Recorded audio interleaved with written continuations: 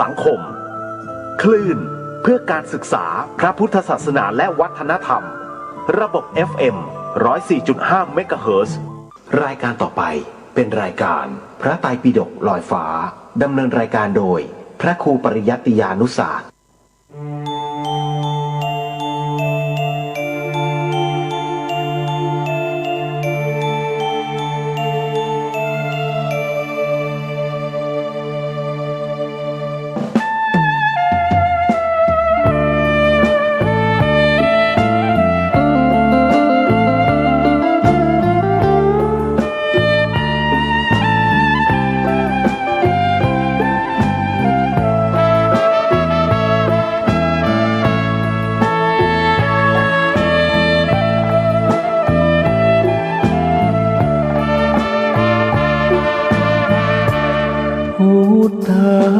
คุณเก้าวิจิตรวิธรรมเราไม่ใช่เราจะรู้ด้วยตัวเองไม่ได้อริยสัจตรัสไว้ให้เดินไปตามธรรมเจริญปัญญาในมรรคองค์แปดเป็นหลักเมื่องามเลิศล้ำรู้เนื้อรู้ตัวไม่ตกต่ำฝึกจิตฝึกใจให้เดิมดำรู้รูปรู้นามแยกธาตุแยกขันธ์มองเห็นในไตรลักษณ์ว่าไม่เที่ยงสภาพแปรผันให้คงเดิมเป็นไม่ได้แท้นั้นวิปัสสนาเถิดพุทธชนทุกท่านอริยสัจสร้างสรรค์คือธรรมราชา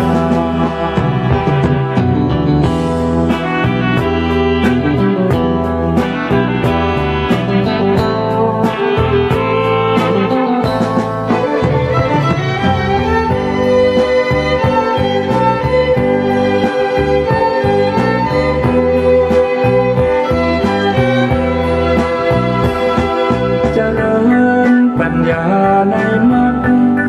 องค์แปดเป็นหลักเงื่อนงามเลิศล้ำรู้เนื้อรู้ตัวไม่ตกต่ำฝึกจิตฝึกใจให้เดิมดำรู้รูปรู้นามแยกธาตุแยกขันธ์มองเห็นในไตรลักษณ์ว่าไม่เที่ยงสภาพแปรผันให้คงเดิมเป็นไม่ได้แท้นั้นวิปัสสนาเถิดพุทธชนทุกท่านอริยสัจสร้างสรรค์คือธรรมราชา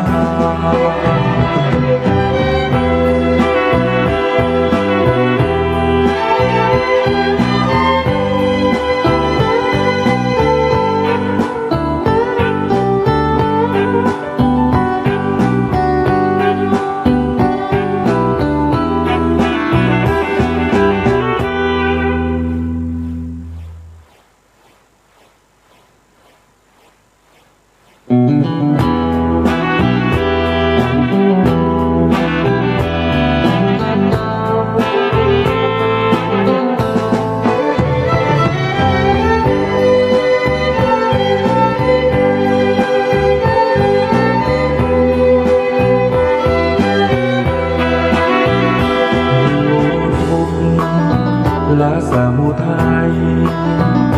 แจ้งนิโรธแล้วเจริญมรรคศีลสมาธิปัญญาเป็นหลักเพ่งออกไปเห็นตัวทุกข์ตัวหนักรู้แจ้งประจักษ์แล้วผลักออกไปเรียนรู้พระอริยะเอาธรรมะนั้นบ่งแก้ไขผู้วิจิตรผู้วิธรรมเราไม่ใช่ เรา เราจะรู้ด้วยตัวเองไม่ได้อริยสัจตรัสไว้ให้เดินไปตามธรรมเจริญปัญญาในมรรคองค์แปดเป็นหลักเงื่อนงามเลิศล้ำรู้เนื้อรู้ตัวไม่ตกต่ำฝึกจิตฝึกใจให้เดิมดำรู้รูปรู้นามแยกธาตุแยกขันธ์มองเห็นในไตรลักษณ์ว่าไม่เที่ยงสภาพแปรผันให้คงเดิมเป็นไม่ได้แท้นั้นวิปัสสนาเถิดพุทธชนทุกท่านอริยสัจสร้างสรรค์คือธรรมราชา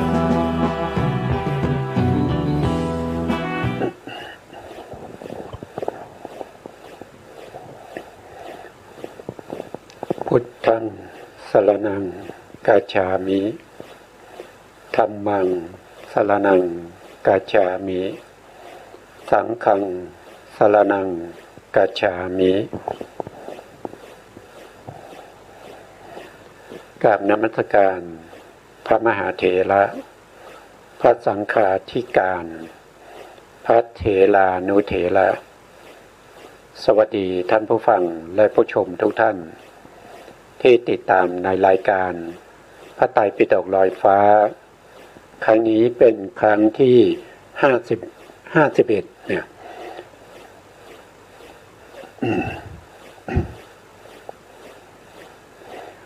ครั้งนี้เป็นครั้งที่51ในรายการพระไตรปิฎกลอยฟ้านะวันนี้ก็จะพูดต่อจากครั้งที่แล้วนะครั้งที่แล้วเนี่ยเราพูดถึงในเรื่องของลัคนาที่จตุกะซึ่งลัคนาที่จตุกะก็มีมากมายนะครับตามสภาวะของปรมัตถธรรมที่เป็นไปในวัฏสงสารนี้นะแต่เราจะพูดเฉพาะที่สำคัญที่เราใช้ในการเป็นหลักนะครับไม่คือใช้นี่เป็นหลักในการเจริญวิปัสสนาหรือเจริญสติปัฏฐานสี่เพื่อให้เข้าถึงนามรูปปริเฉทญาณก็จะมีที่สำคัญนั่นก็คือเป็นไปในทวารทั้ง6ก็คือเป็นไปในทวารทางตาเป็นไปทางหูเป็นไปทางจมูกเป็นไปทางลิ้นเป็นไปทางกายแล้วก็เป็นไปทางใจเอาเฉพาะที่หลักๆนะแต่ถ้าเราศึกษาทั้งหมดก็ต้องใช้เวลานานมากเลยนะครับครั้งที่แล้วก็พูดถึงในเรื่องของทวารทางหูนะทวารทางหูวันนี้เราจะพูดในทวารทางจมูกนะครับทางจมูก เดี๋ยวลัคนาที่จตุกะของคันธาลมคันธาลมนี้ก็คือกลิ่นนั่นเองนะคันธาลมเป็นกลิ่นนะครับเป็นกลิ่นนี้กระทบกับอะไรนะครับกระทบกับจมูกประสาทหรือคานะประสาทเนี่ยคานะประสาทมาดูลัคนาที่จตุกะนะครับว่าเป็นลักษณะยังไงเป็นกิจยังไงเป็นผลยังไงแล้วก็เป็นเหตุใกล้ให้เกิดได้ยังไงหนึ่งนะครับก็คือเป็นลักษณะนะคานะปฏิหานะนะลักขณังมีการกระทบกับคานะประสาทเป็นลักษณะคันธาลมเนี่ยซึ่งเป็นกลิ่นเนี่ยนะครับเขาก็กระทบกับประสาทจมูกเรียกว่าคานะประสาทต่อไปคานะวิญญาณคานะวิญญาณนัสสะวิสยภาวะละสังมีอารมณ์ให้คานะวิญญาณเป็นกิจนะครับเขาเป็นอารมณ์เป็นอารมณ์หรือเป็น เป็นอารมณ์ให้แก่คานวิญญาณก็คือคานวิญญาณเกิดขึ้นเนี่ยจะต้องมีอารมณ์ของเขานั้นก็คือได้แก่กลิ่นได้แก่คันธารมณ์ต่อไปเนี่ยตัดเสวะโคจระปัจจุปัฏฐานังเป็นที่โคจรของคานวิญญาณเป็นผลคานวิญญาณเนี่ยเขาจะรู้อารมณ์ได้อย่างเดียวเท่านั้นนั่นก็คือกลิ่นบาลีเรียกว่าเป็นคันธารมณ์เขารู้อย่างเดียวเขาเกิดขึ้นเขาต้องรู้คันธารมณ์อยู่เสมอเขาจะไปรู้อย่างอื่นไม่ได้นะเพราะฉะนั้นก็คันธารมณ์นี้ก็เป็นที่คานวิญญาณเนี่ยโคจรท่องเที่ยวอยู่ในคันธารมณ์พอรู้ได้เฉพาะคันธารมณ์ก็จะเกิดขึ้นเมื่อไหร่ก็ต้องรู้คันธารมณ์เป็นผลนะเป็นผลข้อที่สี่จตุมมหาภูตะปัฏฐฐานังมีมหาพุทธรูปทั้งสี่เป็นเหตุใกล้มหาพุทธรูปทั้งสี่ก็คือได้แก่ปัทวีคือธาตุดินอาโปคือธาตุน้ำเตโชคือธาตุไฟวายโยคือธาตุลมเขาอาศัยมหาพุทธรูปทั้งสี่นี้นะครับตัวกลิ่นนะถ้าไม่มีมหาพุทธรูปทั้งสี่กลิ่นก็จะไม่มีที่มีกลิ่นเพราะว่าเขาอาศัยมหาพุทธรูปเป็นที่อาศัยเพราะว่าคันธารมณ์เนี่ยเป็นอุปาทายรูปจะเกิดขึ้นได้ต้องอาศัยมหาพุทธรูปมหาพุทธรูปเป็นที่ตั้งที่อาศัยของอุปาทายรูปอุปาทายรูปมีอยู่ทั้งหมด24รูปนะ24รูปไม่ว่าจะเป็นโสตประสาทคานะประสาทชิวหาประสาทกายประสาทแล้วก็รูปารมณ์สัทธารมณ์คันธารมณ์รัสสารมณ์โผฏฐพารมณ์พวกนี้เป็นอุปาทายรูปต้องอาศัยมหาพุทธรูปถ้าเราดูวิถีก็จะได้วิถีคือความเป็นไปนะความเป็นไปของสัตว์ทั้งหลายตั้งแต่เกิดจนถึงปฏิสนธิไปจนถึงจุติเนี่ยก็จะเป็นไปอย่างนี้มีแต่รูปก็มีวิถีรูปนามก็มีวิถีนามเป็นไปอย่างนี้ตลอดชีวิตไม่ว่าจะมีอายุอยู่เท่าไหร่ก็ตามก็เป็นอยู่อย่างนี้ไม่มีสิ่งอื่นนะไม่มีสิ่งอื่นไม่มีตรงไหนบอกว่าเป็นสัตว์เป็นบุคคลบอกว่าเป็นผู้หญิงผู้ชายบอกว่าเป็นผ้าเป็นชี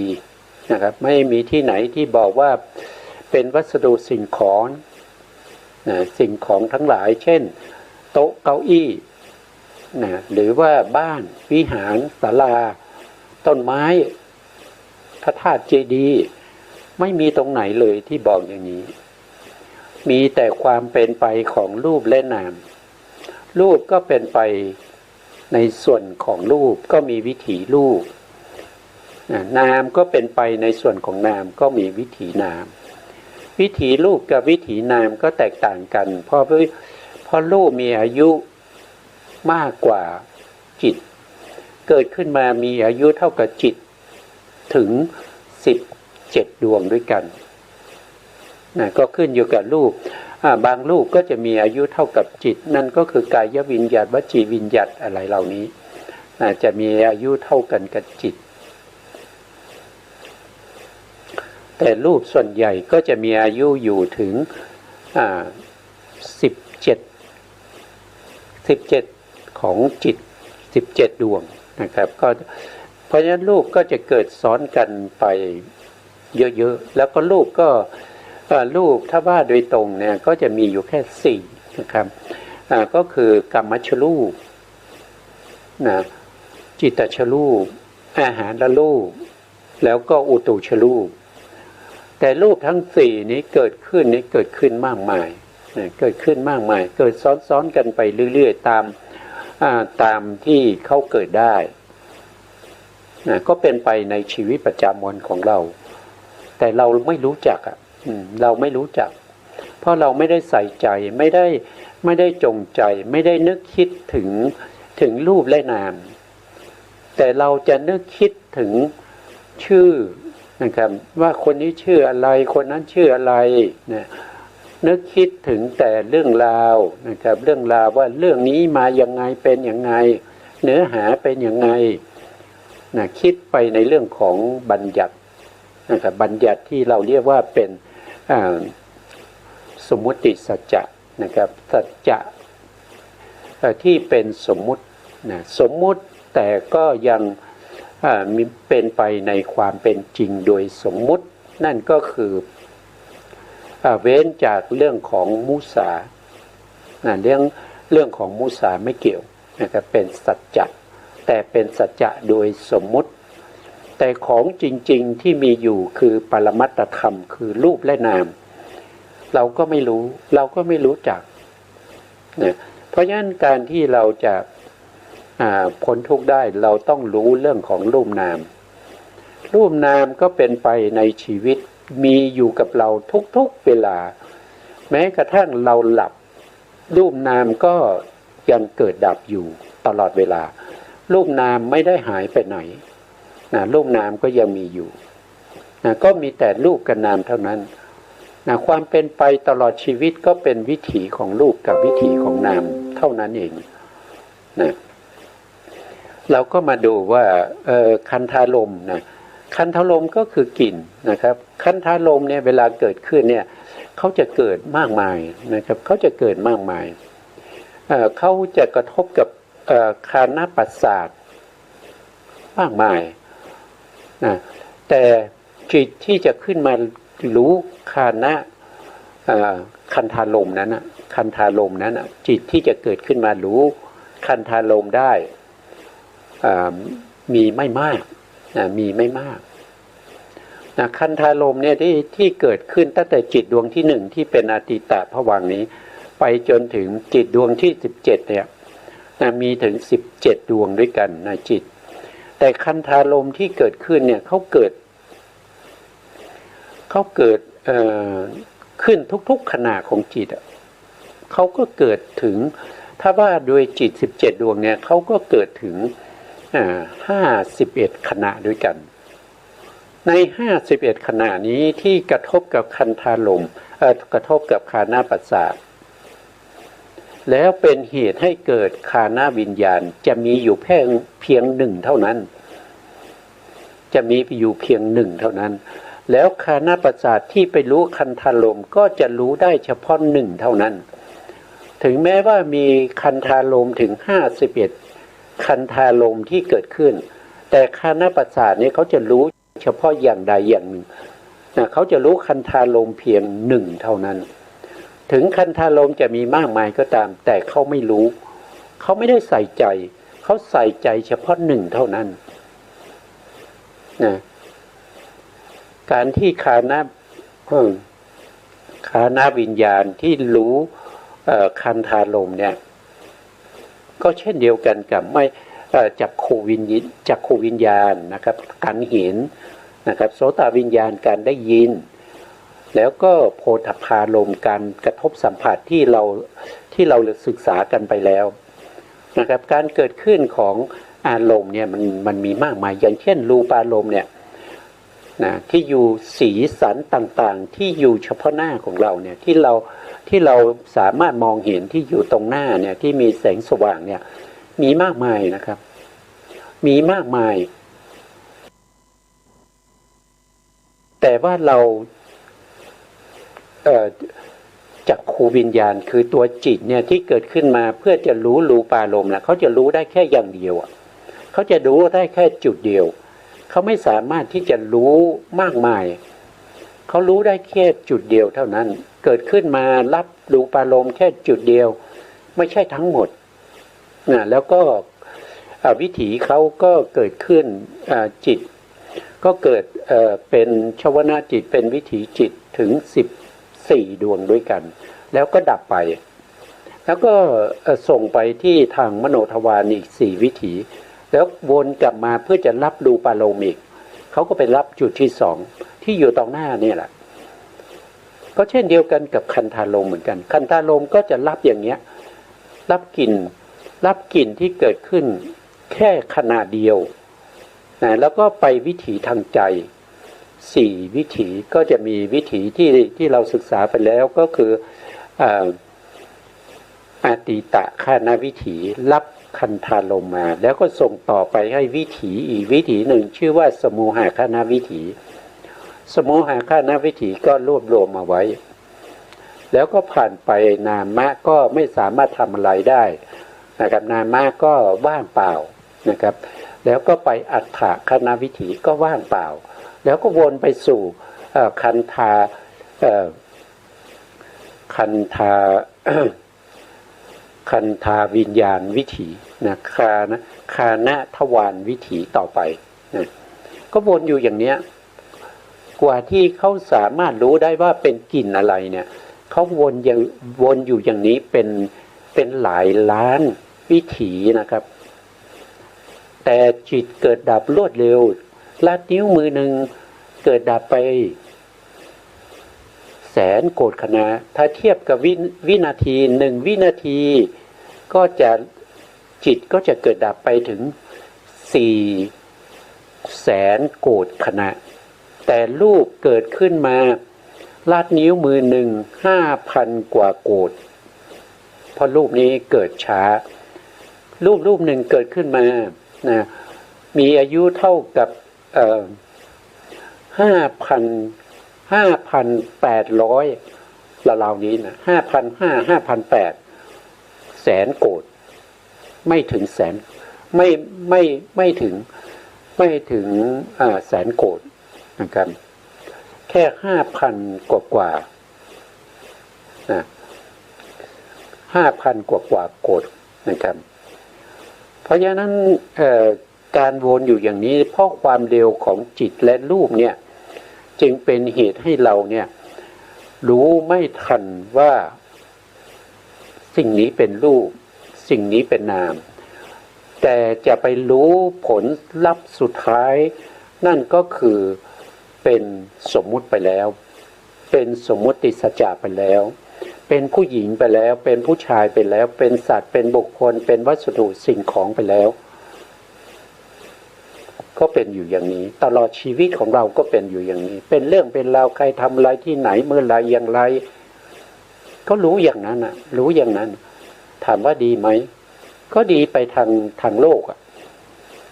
แต่ถ้าเป็นทางธรรมเนี่ยบุคคลที่เขามุ่งมั่นในการที่จะหลุดพ้นจากความทุกข์ทั้งหลายให้พ้นจากทุกข์เนี่ยการรู้แบบนี้ไม่ประเสริฐเลยการรู้แบบนี้นำไปสู่การเวียนว่ายตายเกิดใน31ภพภูมิต่อไปแต่การที่เราเข้าไปรู้ถึงสภาวะจริงๆของรูปและนามรู้ในลักษณะที่จตุกะของรูปและนามเหล่านั้นเป็นเหตุเป็นปัจจัยให้เราได้รู้เห็นตามความเป็นจริงได้ญาณทัศนะได้ยัตถาภูตญาณทัศนะถ้าว่าโดยวิสุทธิก็จะเป็นได้ทิฏฐิวิสุทธิเห็นตามความเป็นจริงเป็นเบื้องต้นเป็นบาทเป็นก้าวแรกในการที่จะดำเนินไปสู่ความหลุดพ้นคือดำเนินไปสู่อริยมรรคอริยผลต่อไปอันนี้คือก้าวที่หนึ่งนะครับก้าวที่หนึ่งถ้าก้าวที่หนึ่งเรายังไม่ก้าวไปเราจะไปปฏิบัติในก้าวที่สองก้าวที่สามเนี่ยมันไม่เป็นไปไม่ได้นะเพราะว่าคำสั่งสอนของพระสัมมาสัมพุทธเจ้าเนี่ยจะต้องเป็นไปตามลำดับนะครับจะข้ามขั้นตอนไม่ได้ถ้าข้ามขั้นตอนก็ถือว่าไม่ได้ปฏิบัติตามคำสอนของพระสัมมาสัมพุทธเจ้าขั้นตอนที่หนึ่งก็คือตรงนี้แหละนะครับลักษณะที่จตุกะเนี่ยที่เราจะต้องศึกษาเอาเฉพาะในส่วนที่เขากระทบกับเราอยู่เป็นประจำนะครับนะ ตอนนี้เรารู้แล้วว่าคันธารมณ์เนี่ยก็เช่นเดียวกันกับรูปารมณ์สัทธารมณ์รัสสารมณ์โพธพารมณ์แล้วก็ธรรมารมณ์เขาเกิดขึ้นมากมายกระทบกับประสาทกระทบกับทวารที่เขาจะเกิดเนี่ยมากมายแต่จิตที่จะเกิดขึ้นรู้เนี่ยจิตนั้นเกิดขึ้นมาหนึ่งขณะก็รู้เฉพาะหนึ่งอย่างเท่านั้นเองอย่างเช่นตรงนี้คันธารมณ์ที่เกิดขึ้นเนี่ย51ขณะคือรูปที่เป็นคันธารมณ์เนี่ยเกิดขึ้น51ขณะแต่วิถีที่มีการรู้เรียกว่าคานวิญญาณนี้เกิดขึ้นมาเพียงหนึ่งเวลาเกิดขึ้นมาเพียงหนึ่งเนี่ยเขาจะรู้เฉพาะคันธารมณ์ที่เขามนสิการคือเขาใส่ใจสนใจดูเฉพาะหรือว่าได้กลิ่นเฉพาะคันธารมณ์หนึ่งอย่างเท่านั้นเองนะอันนี้ก็เป็นอะไรเป็นธรรมชาติเขาเป็นอย่างเนี้ยเพราะจิตดวงหนึ่งเกิดขึ้นมาจะไปรู้51เลยไม่ได้เขาจะรู้อารมณ์ได้แค่หนึ่งเมื่อเขารู้คันธารมณ์ในขณะที่หนึ่งเนี่ยขณะที่สองที่สามที่สี่ที่ห้าไปเนี่ยเขาจะไม่รู้นะครับต้องรอวิถีใหม่เมื่อเขาวนวิถีขึ้นวิถีใหม่ก็จะไปรู้อีกหนึ่งนะก็จะเป็นอย่างนี้นะเพราะฉะนั้นเนี่ยเราก็รู้แล้วเป็นอย่างนี้ทีนี้เราก็มาดูว่าบุคคลที่จะสามารถกำหนดคันธารมณ์โดยความเป็นลักษณะที่จตุกะเข้าไปเห็นถึงว่าคันธารมณ์เนี่ยมีลักษณะการกระทบกับคานประสาทก็จะมีอยู่แค่ว่าโดยบุคคลเนี่ยมีอยู่4เท่านั้นเองนะครับ4คนเหล่านั้นนะครับก็คือเป็นปุถุชนนะเขาเรียกว่าติเหตุกะปุถุชนนะครับที่มีปฏิสนธิจิตเป็นมหาวิบากที่เป็นญาณสัมปยุตนะเป็นญาณสัมปยุตจะเป็นญาณวิปยุตไม่ได้นะเป็นได้เฉพาะญาณสัมปยุตนะญาณสัมปยุตอยู่ตรงไหนนะครับเราก็ศึกษาในเรื่องของจิตมาก็มากอยู่นะครับทีนี้เราก็ผมก็จะเอาแผนภูมิให้ดูนะครับบุคคลที่เป็นติเหตุกะปุถุชนที่สามารถจะกำหนดรู้ถึงกลิ่นได้โดยความเป็นปรมัตถ์ตามสภาวะความเป็นจริงนะมีอยู่4คน4คนนั้นทั้ง4คนเราเรียกว่าเป็นติเหตุกะปุถุชนแต่4คนนั้นมีจิตที่เกิดที่แตกต่างกันก็คือได้แก่มหาวิปากจิตนะครับที่เรียกว่าเป็นญาณสัมปยุตจิต4ก็คือบุคคลหนึ่งเกิดด้วยมหาวิบากดวงที่1นะครับดวงที่1บุคคลที่2เกิดด้วยมหาวิบากดวงที่2นะบุคคลที่3เกิดด้วยมหาวิบากดวงที่5บุคคลที่4เกิดด้วยมหาวิบากดวงที่6มีแค่4คนเท่านั้นนะครับที่สามารถจะเอาคันธารมณ์เป็นอารมณ์เข้าถึงนามรูปปริเฉทญาณได้นอกนั้นเป็นไปไม่ได้นะครับซึ่งจะแตกต่างกับครั้งที่แล้วที่เราศึกษาในเรื่องของจักขุประสาทนะครับในเรื่องของการเห็นรูปารมณ์นะผู้ที่จะสามารถกำหนดรู้เห็นรูปารมณ์คือสีต่างๆนั้นมีบุคคลอยู่9บุคคลด้วยกันนะมี9บุคคลด้วยกัน9บุคคลนั้นก็คือได้แก่ตรงนี้นะมหาวิบากนี้มีอยู่4แล้วนะครับก็คือประเภทที่เป็นญาณสัมปยุตนะก็คือดวงที่1นะมหาวิบากดวงที่1มหาวิบากดวงที่2มหาวิบากดวงที่5แล้วก็ดวงที่6อันนี้ได้4นะครับแล้วก็พวกที่เป็นรูปฌานอีกเป็นเกิดเป็นพรหมเขาเกิดเป็นพรหมก็คือเกิดด้วยรูปาวจรจิต5นะครับก็มีปฐมฌานวิบาก อันนี้เกิดในปฐมฌานภูมินะมีอยู่3บุคคลนะเกิดในปฐมฌานภูมิก็จะมีปริสัชชาปุโรหิตตาแล้วก็มหาพรหมแล้วก็ขึ้นไป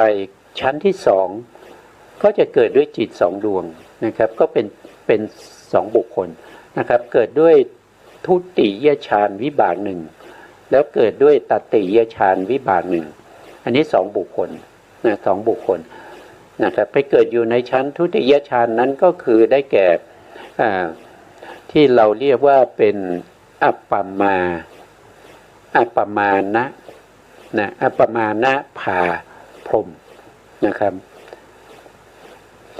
คนแรกคือปริตาภานะครับปริตาภาพรหมคนที่2ก็คืออัปปมานะภาพรหมคนที่3ก็คืออภัสราเกิดด้วยจิต2ดวงนะครับก็ได้บุคคลมา3แล้วนะ เกิดในปฐมฌาน1นะครับเกิดในทุติยฌาน2ก็คือทุติยฌานวิบากแล้วก็ตติยฌานวิบากแล้วไปเกิดในชั้นที่3เรียกว่าตติยฌานภูมินะครับก็เกิดด้วยจตุทัชฌานวิบากเกิดเป็นปริตาสุภานะแล้วก็อัปปมานะสุภา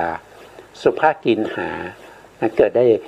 จิตดวงนี้ดวงเดียวนะครับไปเกิดนะเกิดในชั้นตติยฌานนะก็ได้4นะแล้วก็ในจตุยฌานภูมิเนี่ยเกิดในเวหพลานะเกิดในเวหพลาแล้วก็ไปเกิดในสุทธวาส5ก็คืออวิหาอัตตปาสุทัสสีสุทัสสากนิฐาด้วยจิตที่เป็นปัญจมัชฌานวิบากนะเพราะฉะนั้นตรงนี้ก็ได้9ก็คือเป็นกามบุคคลนะครับ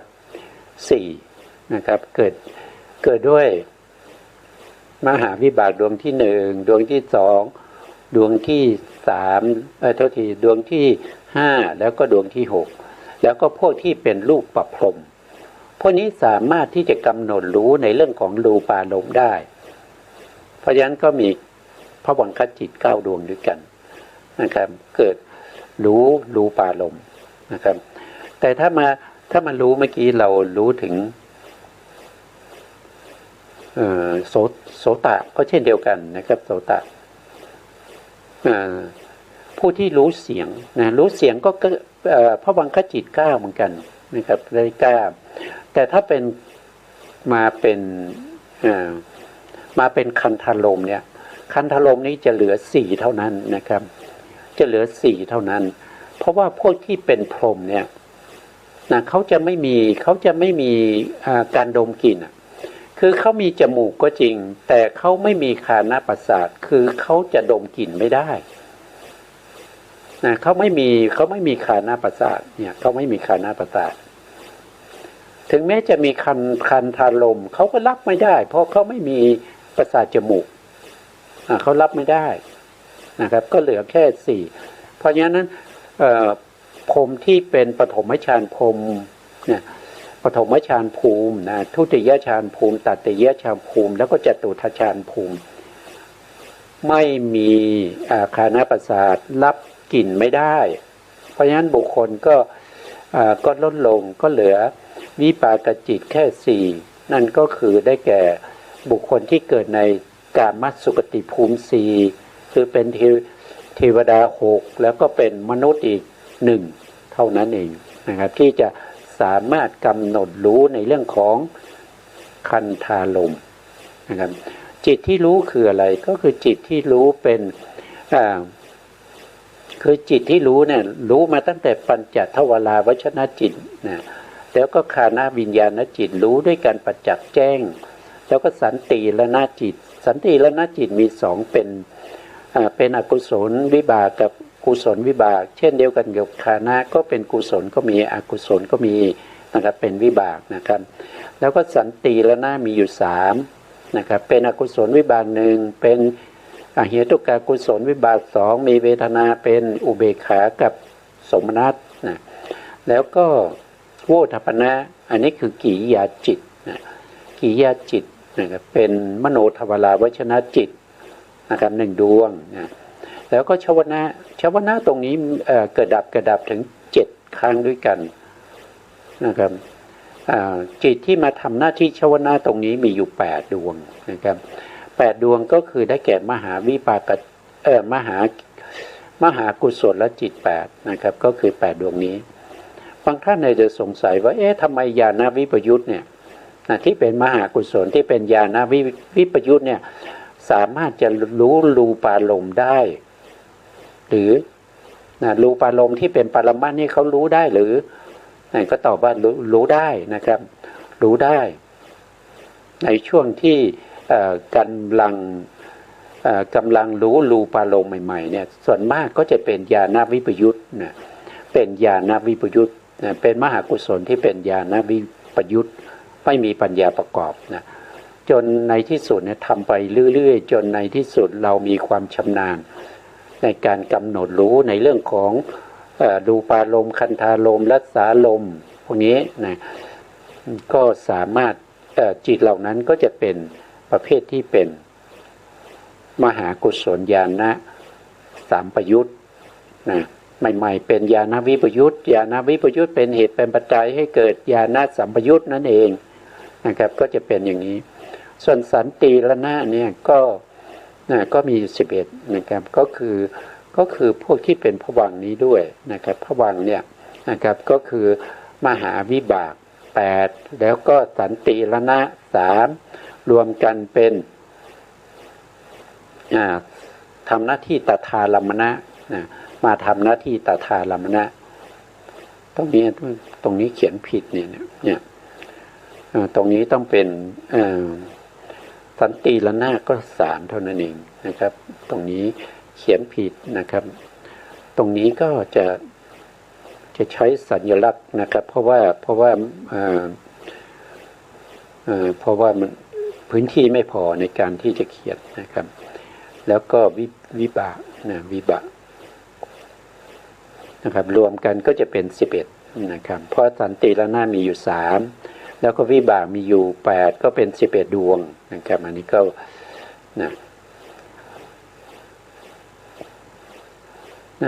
ประสาทรูปประสาทรูปนี้รูปนี้ก็เกิดมากมายนะครับก็มีมากมายก็เกิดซ้อนๆกันไปนะครับตั้งแต่ขนาดที่1ของจิตไปจนถึงพังค่าขนาดของจิตดวงที่16เนี่ยประสาทรูปก็เกิดขึ้นมาถึง51ขณะแล้ว51ขณะนี้ที่ไปกระทบกับคันธารมณ์เนี่ยก็กระทบไปเรื่อยๆนะครับแต่ไม่มีคานะวิญญาณเกิดขึ้นมารู้คานะวิญญาณเกิดขึ้นมารู้ได้เฉพาะอารมณ์เดียวเท่านั้นจะเป็นคันธารมณ์ไหนหรือว่าจะอยู่ตรงไหนนั้นก็ขึ้นอยู่กับการมนสิการของคันธารมณ์นั้นที่ใส่ใจไปที่จุดไหนก็จะไปรู้จุดนั้นเพราะฉะนั้นการรู้อารมณ์เนี่ยเขาไม่ได้รู้เป็นทั้งหมดไม่ใช่รู้จิตเกิดขึ้นมาดวงเดียวเนี่ยสามารถรู้เป็นผู้หญิงผู้ชายสามารถจะรู้เป็นรูปร่างสันฐานเลยไม่ใช่เวลาเขารู้เขาจะรู้แค่อย่างเดียวเท่านั้นนะครับคันธารมณ์ก็รู้แค่จุดเดียวคันธารมณ์ที่เกิดขึ้นใน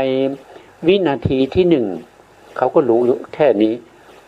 เพราะว่าคันธารมณ์จะเกิดขึ้นมาทุกๆขณะใช่ไหมแต่จิตที่เกิดขึ้นมาเขาเกิดขึ้นแค่ขณะเดียวเขาก็จะรู้เฉพาะคันธารมณ์1ขณะเท่านั้นเองนี่เป็นธรรมชาติเป็นธรรมชาติเป็นนิยามของจิตก็จะเป็นอยู่อย่างนี้นะจากคันธารมณ์เนี่ยคันธารมณ์เนี่ยเขาคู่กับคานปัสสะทีนี้เราก็ไปดูลักษณะที่จตุกะของคานปัสสะนะครับอันนี้เป็นลักษณะที่จตุกะของคานปัสสะท่านบอกว่าคันธาภิคาตาละหะภูตัปปะสาทะลักขณังมีความใสของมหาพุทธรูปที่สามารถจะกระทบกับคันธารมณ์เป็นลักษณะ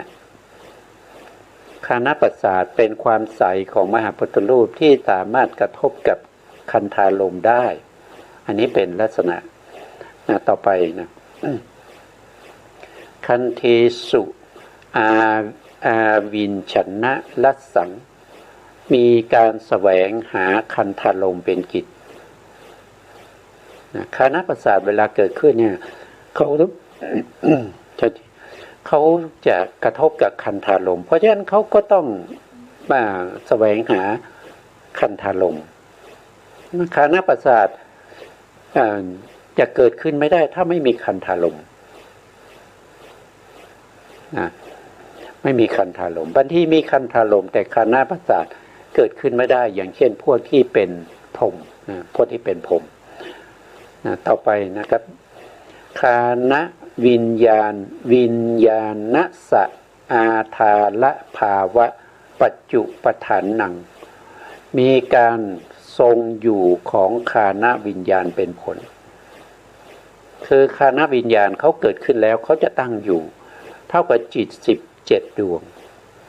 เพราะฉะนั้นคานวิญญาณที่เกิดขึ้นมาก็จะต้องอาศัยคานประสาทนะครับที่เกิดขึ้นแล้วยังตั้งอยู่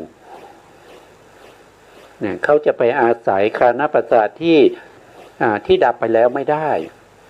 เขาจะไปอาศัยคานประสาทที่ยังไม่เกิดก็ไม่ได้เขาจะต้องอาศัยคานประสาทที่เกิดขึ้นแล้วตั้งอยู่นั่นก็คือปัจจุบันเมื่อคานวิญญาณอาศัยคานประสาทเกิดขึ้นแล้วก็จะต้องไปรู้รูปารมณ์ทีนี้โทษทีรู้คันธารมณ์แล้วคันธารมณ์นั้นจะต้องเป็นคันธารมณ์ที่มีอยู่แล้วก็ตั้งอยู่ด้วย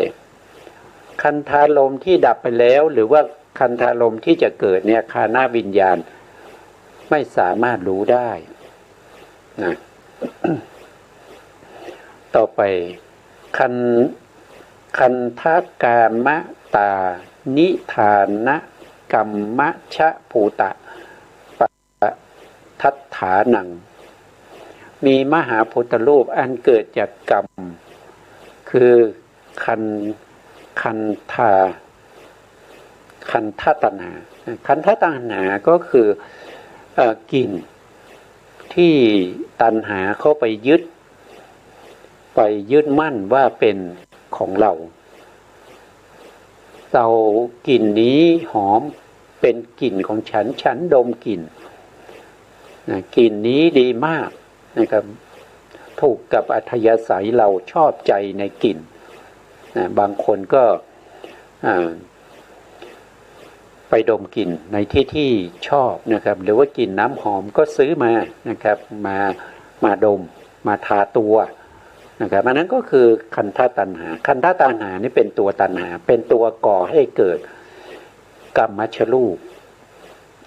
ปที่เป็นมหาพุทธรูปเกิดจากคันธตัณหาแล้วมหาพุทธรูปนี้เป็นที่อาศัยเกิดของคานประสาทเพราะคานประสาทเขาคือความใสของมหาพุทธรูปก็จะเป็นเหตุใกล้ให้เกิดคานประสาทเพราะมหาพุทธรูปนั้นเป็นความใสของคานประสาทที่สามารถกระทบกับคันธารมณ์ได้นี่ก็เป็นคานประสาทแล้วก็ยังมีคานวิญญาณนะครับเราก็ไปดูลักษณะที่จตุกะของคานวิญญาณนะครับคานวิญญาณตรงนี้ต้องย่อลงนิดหนึ่งนะคานวิญญาณก็จะมีลักษณะที่จตุกะดังนี้นะครับคานสันนิสิตะสันทวิชานนะลักขณังมีการอาศัยจมูกรู้แจ้งคันธารมณ์เป็นลักษณะตรงนี้รู้แจ้งนะรู้แจ้งคือรู้ตามที่เขาเป็นนะครับไม่ใช่รู้แบบไหนนะครับไม่ใช่รู้แบบรู้เห็นหรือว่าไม่ใช่รู้แบบได้ยินมาเขาเล่าให้ฟังนะครับแต่ต้องรู้ด้วยการประจักษ์แจ้งอย่างนี้เราเรียกว่ารู้แจ้งนะครับเพราะฉะนั้นคานวิญญาณก็รู้แจ้งคันธารมณ์เป็นลักษณะแต่การที่จะรู้แจ้งคันธารมณ์ได้ก็ต้องอาศัยคานประสาทหรือประสาทจมูกนะครับ เป็นที่อาศัยเกิดแล้วก็มารู้คันธารมณ์นะเวลารู้แจ้งคันธารมณ์นี้เป็นลักษณะของขันธวิญญาณนะข้อที่สองนะครับคันธมาตาลัมมณลัสสังมีเพียงกลิ่นเป็นอารมณ์นะขันธวิญญาณเนี่ยเขารับเฉพาะกลิ่นเท่านั้นนะเป็นอารมณ์แล้วก็กลิ่นนั้นจะต้องเป็นกลิ่นที่ยังตั้งอยู่ไม่ใช่กลิ่นที่ดับไปแล้วไม่ใช่กลิ่นที่จะเกิดนะครับต้องเป็นปัจจุบันด้วยนะอันนี้เป็นกิจของขันธขันธวิญญาณนะต่อไปข้อที่สามคันธาพิมุขขาภาวะปัจจุปฐานังมีการมุ่งหน้าเฉพาะกลิ่นเป็นอาการปรากฏขันธวิญญาณเกิดขึ้นเขาต้องน้อมไปสู่กลิ่นนะครับน้อมไปสู่ในการดมกลิ่นอันนี้เป็นอาการปรากฏของขันธวิญญาณข้อที่สี่คันธาลัมมนายกิริยามโนธาตุยาอัปปะคัมมะปัฏฐฐานังมีการแปรปราดกิริยามโนธาตุที่มีกลิ่นเป็นเหตุใกล้อันนี้หมายถึงปัญจทวาราวชนะจิตซึ่งเป็นกิริยาจิตแปรปราดก็คือหมายถึงว่าเขาดับไปแล้วปัญจทวาราวชนะจิตดับไปแล้วคานาวิญญาณจิตถึงจะเกิดได้คานาวิญญาณจิตถ้าปัญจทวารายังอยู่คานาวิญญาณเกิดขึ้นไม่ได้เพราะจิตเขาจะเกิดเรียงกันไปเขาจะเกิดซ้อนกันไม่ได้ไม่เหมือนกันรูปนะครับอันนี้ก็จบในเรื่องของทวารทางจมูกนะครับต่อไปเราไปทวารทางลิ้นนะครับข้อที่หนึ่งเนี่ยก็ ลักษณะที่จตุกะของรัสสาลมรัสสาลมคือลดนะครับคือลดชิวหาปฏิหานาลักขณังมีการกระทบกับชิวหาประสาทเป็นลักษณะรัสสาลมนะครับเกิดขึ้นมาก็กระทบกับชิวหาประสาทนะรัสสาลมเกิดขึ้นกระทบชิวหาประสาทเท่านั้นนะครับถึงเป็นลักษณะของรัสสาลมนะต่อไปนะครับคานะวิญญาณัสสะวิสยภาวะรัสสังเป็นอารมณ์ให้แก่ชิวหาวิญญาณเป็นกิจรัสสาลมเกิดขึ้นก็เป็นวิญญาณเป็นอารมณ์ให้แก่ชิวหาวิญญาณเพราะชิวหาวิญญาณเกิดขึ้นต้องอาศัยรัสสาลมและชิวหาวิญญาณก็รู้ได้เฉพาะรัสสาลมเท่านั้นแล้วก็รัสสาลมนั้นก็จะต้องเป็นปัจจุบันจะเป็นอดีตอนาคตไม่ได้ชิวหาวิญญาณเกิดขึ้นจะไปรู้รูปารมณ์ไม่ได้จะไปรู้สัทธารมณ์ไม่ได้คันธารมณ์ไม่ได้โพธพารมณ์ไม่ได้แล้วก็จะไปรู้ธรรมารมณ์ก็ไม่ได้เขารู้ได้อย่างเดียวนั่นคือรัสสาลมอันนี้ก็เป็นกิจนะเป็นกิจของรัสสาลมนะครับจะต้องเป็นอารมณ์ให้แก่ชิวหาวิญญาณเท่านั้นนะตัสเสวะโคจละปัจจุปฐานังเป็นที่โคจรของชิวหาวิญญาณเป็นผลชิวหาวิญญาณซึ่งเป็นจิตเวลาเกิดขึ้นก็จะต้องรู้รัสสาลมเพราะรัสสาลมเนี่ยเป็นที่ท่องเที่ยวของชิวหาวิญญาณชิวหาวิญญาณจะไปท่องเที่ยวที่อื่นไม่ได้ต้องท่องเที่ยวเฉพาะรัสสาลมเท่านั้นอันนี้เป็นผลนะเป็นผลของรัสสาลมนะรัสสาลมเป็นที่โคจรท่องเที่ยวของชิวหาวิญญาณเป็นผลจตุมหาภูตะปัฏฐฐานังมีมหาพุทธรูปทั้งสี่เป็นเหตุใกล้รัสสาลมมีมหาพุทธรูปทั้งสี่เป็นเหตุใกล้นะถ้าไม่มีมหาพุทธรูปรัสสาลมเกิดไม่ได้เพราะรัสสาลมเป็นอุปัฏฐยรูปต้องอาศัยมหาพุทธรูปเกิดขึ้นถ้าเราดูวิถีนะครับรู้วิถีก็ ก็เหมือนกับวิถีที่เป็นคันธารมณ์นะเพียงแต่เปลี่ยนจิตที่เป็นคานาวิญญาณมาเป็นชิวหาวิญญาณตรงนี้ว่าโดยบุคคลก็ยังเหมือนเดิมว่าโดยปฏิสนธิก็ยังเหมือนเดิมนะครับก็ยังมีบุคคลที่สามารถที่จะรู้รูปารมณ์ได้จะต้องเป็นบุคคลที่คือรู้รสารมณ์ที่นี้ไม่ได้หมายถึงว่ารู้กลิ่นธรรมดานะครับคือหมายถึงว่ารู้แจ้งในกลิ่นเข้าถึงนามรูปปริฉีทญาณจะต้องมีแค่4บุคมีวิปากจิตแค่4อย่างเท่านั้นต้องเป็นญาณวิปากจิตที่เป็นมหาวิบากญาณสัมปยุตเท่านั้นนะครับจะเป็นญาณวิปยุตไม่ได้นะวิบากที่เป็นญาณวิปยุตไม่ได้เขารู้กลิ่นเหมือนกันแต่เขาไม่สามารถที่จะเข้าถึงนามรูปปริฉีทญาณได้อันนี้มุ่งถึงวิปัสสนาญาณนะครับวิปัสสนาญาณ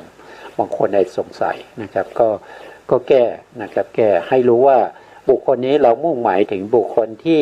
สามารถเข้าถึงนามรูปปริฉีทญาณได้นะครับต้องเป็นญาณสัมปยุตนะแล้วจิตที่เป็นชวนะก็เช่นเดียวกันนะครับก็เป็นมหากุศลญาณตรงนี้มหากุศลมหาวิบากมหาวิบาก8นะครับตรงนี้ต้องเป็นมหาวิบาก8โทษทีมหาวิปากจิตต้องเป็นมหาวิปากจิต8นะครับชวนะตรงนี้นะแล้วก็สันติละนะตรงนี้ก็เช่นเดียวกันนะครับก็เป็นมหาวิบากนะมหาวิบาก8แล้วก็เป็นสันติละนะอีก3นะรวมเป็น8นะครับเท่าที่รวมเป็น11นะครับมหาวิบาก8แล้วก็สันติละนะอีก3ก็เป็น11นะอันนี้ต่อไปเราก็ไปดูชิวหาประสาทนะลัคนาที่จตุกะของชิวหาประสาทลัคนาที่จตุกะของชิวหาประสาทท่านก็บอกว่านะครับรัสสาพิคาตะละคาตาละหะภูตัปปะสาทะลักขณังมีความใสของมหาพุทธรูปที่กระทบกับรักษาลมเป็นลักษณะนะชิวหาประสาทคือความใสของมหาพุทธรูปความใสตรงนี้ต้องกระทบตัวเฉพาะเฉพาะรักษาลมเท่านั้นนะจะไปกระทบกับรูปารมณ์ไม่ได้นะสัทธารมณ์ไม่ได้คันธารมณ์ไม่ได้โพธพารมณ์ไม่ได้นะธรรมารมณ์ก็ไม่ได้กระทบได้อย่างเดียวคือรักษาลมรัสเสสุอาวินฉันนะรัสสังมีการแสวงหารักษาลมเป็นกิจชิวหาประสาทเกิดขึ้นก็ต้องรู้อารมณ์ของเขาก็คือรักษาลมเขาก็ต้องกระทบกับรักษาลมเป็นการเขาเกิดขึ้นเขาก็ต้องแสวงหาสิ่งที่เขากระทบได้นะครับ ชิวหาวิญญาณัสสะอาทาละภาวะปัจจุปฐานังมีการทรงอยู่ของชิวหาวิญญาณเป็นผลนะครับเพราะชิวหาวิญญาณต้องอาศัยชิวหาประสาทเกิดขึ้นถ้าไม่มีชิวหาประสาทชิวหาวิญญาณเกิดไม่ได้นะต่อไปนะครับสายิกตุกามะตานิธานะกัมมะชะภูตะปัฏฐฐานังมีมหาพุทธรูปอันเกิดจากกรรมมหาพุทธรูปที่เกิดจากกรรมก็จะเป็น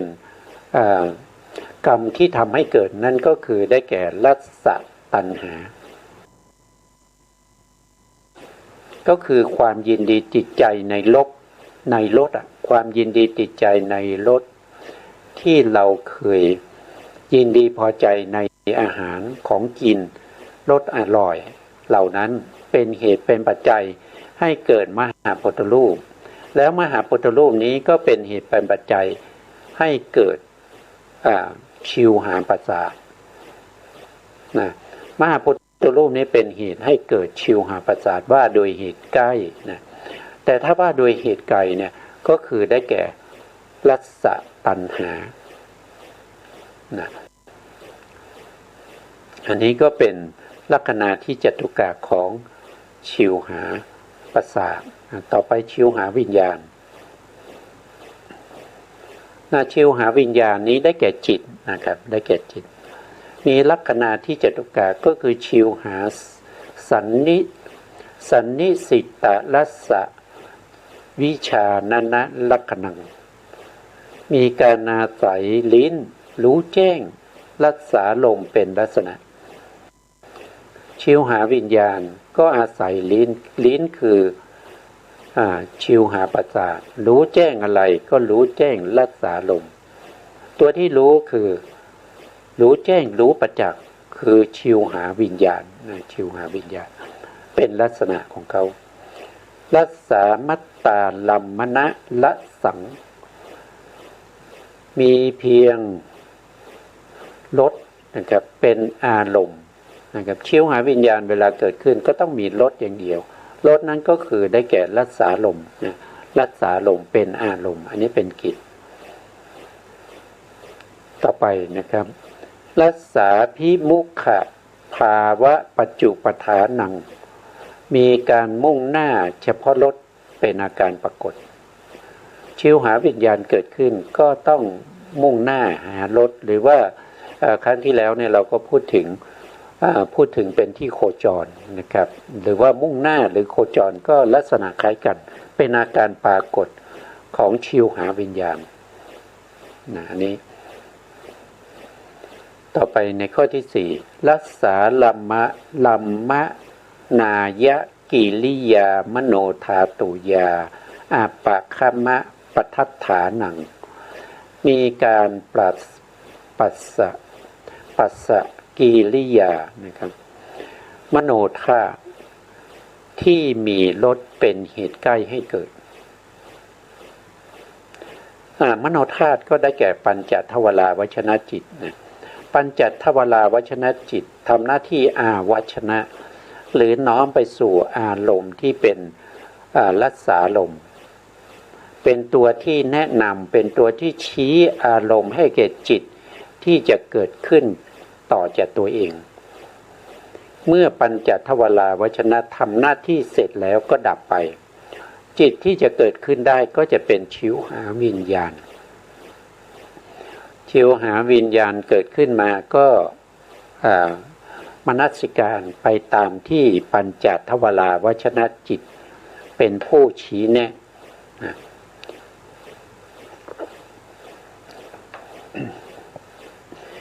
เมื่อนมนสิการไปที่อารมณ์นั้นเป็นรักษาลมชิวหาวิญญาณก็รู้รักษาลมชิวหาวิญญาณเกิดขึ้นได้เพราะอาศัยชิวหาประสาทเป็นที่อาศัยเกิดแล้วก็รู้อารมณ์ก็จะวิถีทั้งหมดก็ยังเหมือนเดิมนะครับก็ยังเหมือนเดิมตรงนี้เราก็จบในเรื่องของทวารทางลิ้นนะครับทางลิ้นเรายังเหลืออะไรนะครับโพธพาลมนี้เราพูดไปแล้วนะครับเราพูดไปแล้วก็คือได้แก่ปฐวีธาตุเตโชธาตุแล้วก็วายโยธาตุนะครับที่เป็นโพธพาลมนะครับอันนี้ก็เหมือนเดิมนะครับเราก็ไม่พูดนะกายประสาทก็เหมือนเดิมนะครับกายประสาทก็กระทบกับมหาพุทธรูป3นะครับกระทบได้แค่3นะครับมีอยู่4แต่กระทบ3นั่นก็คือกระทบปฐวีธาตุดินกระทบกับธาตุไฟเตโชกระทบกับธาตุลมคือวายโยแต่ธาตุน้ำกระทบกายประสาทกระทบกับธาตุน้ำไม่ได้กระทบกับอาโปไม่ได้อาโปเนี่ยเป็นสุขุมรูปอาโปรู้ได้ด้วยทางใจเพราะนั้นรู้ได้ด้วยธรรมลมนะครับรู้ได้ทางใจไม่สามารถรู้ได้ด้วยกายประสาทนะอันนี้เราก็พูดไปแล้วนะครับเราก็พูดกันไปแล้วกายวิญญาณก็ เกิดขึ้นมาก็ต้องรู้ความแข็งความอ่อนความเย็นความร้อนความหย่อนความตึงรู้ได้แค่3 ธาตุเท่านั้นนอกจากนั้นเขาไม่รู้เวลาเขาเกิดเขาก็อาศัยกายประสาทเกิดนะครับก็จะรู้แค่นั้นแล้วบุคคลที่รู้ก็จะต้องเป็นบุคคลที่เกิดในกามภูมิพวกที่เป็นพรหมนั้นรู้ไม่ได้นะเพราะเขาไม่มีกายประสาทเขาไม่มีกายประสาทก็รู้ได้เฉพาะพวกที่เกิดในกามภูมิต้องเป็นสุคติกามภูมิ7แล้วก็บุคคลที่ถือปฏิสนธิเป็นญาณสัมปยุตด้วยเพราะฉะนั้นก็จะมีปฏิสนธิจิตที่สามารถเป็นเหตุเป็นเบื้องต้นให้รู้โพธพารมณ์จนเข้าถึงนามรูปปริเฉทญาณได้แค่4ก็คือญาณสัมปยุตเท่านั้นนะครับวันนี้เวลาหมดนะ